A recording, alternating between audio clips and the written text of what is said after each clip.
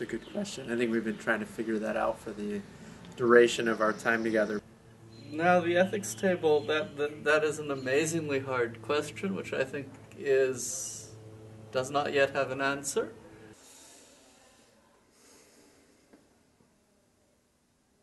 Well, it's not the periodic table. So it's not a chart. And ethics isn't a chart. Good, bad, right, wrong. Like a concrete symbol of the multiple perspectives that make a university, insofar as it's trying to do something that helps students in particular live a good life. And the goal initially was to gather this group of folks to really evaluate sort of where the ethical pulse was.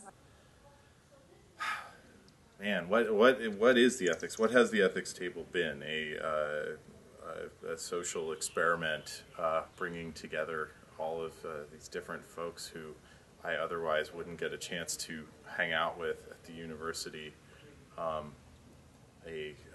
attempt to have a philosophical conversation that isn't just a philosophical conversation, and maybe a chance to actually kind of think about the university in ways that, at least I feel like I don't always when I'm just thinking about classes and departments.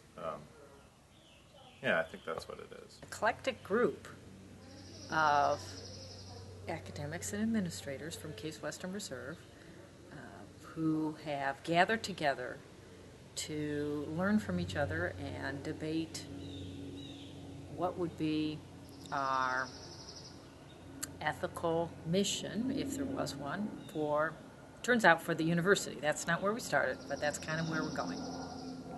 The ethic table is a wonderful invention. I think it is an opportunity for people with a different background, different specialties, different knowledge areas, to come together to talk about their understanding of ethic values and how can they implement these values in their different areas. And I think it is an ongoing project. Wrestling with the difficult questions of life and trying to figure out how to be useful and purposeful in the way we teach, in the examples we set, and in our conduct on behalf of the university. But I think what's been interesting for me is that it's kind of, I think for many people, has spilled out beyond what we might have originally thought we would get out of it into having us all be thinking more intentionally about the way we operate in the world, just because the readings and the discussions we've had have asked of us a kind of contemplation that we don't normally get to do or are asked to do in our regular jobs. So from time to time I talk about the ethics table with people, and once I was on the phone with my dad, and I said, look, I'm going to be home late, don't call later. And he said, oh yeah, you have that thing that you do. What do you call it? And I said, I was about to answer him, and he said, oh yeah, arguing over dinner, right? Isn't that what you do? And I said, oh, well, yeah, that is kind of what we do. We argue over dinner. And I thought that was a really interesting way to frame what the ethics table is, as a group of faculty and staff who argue over dinner.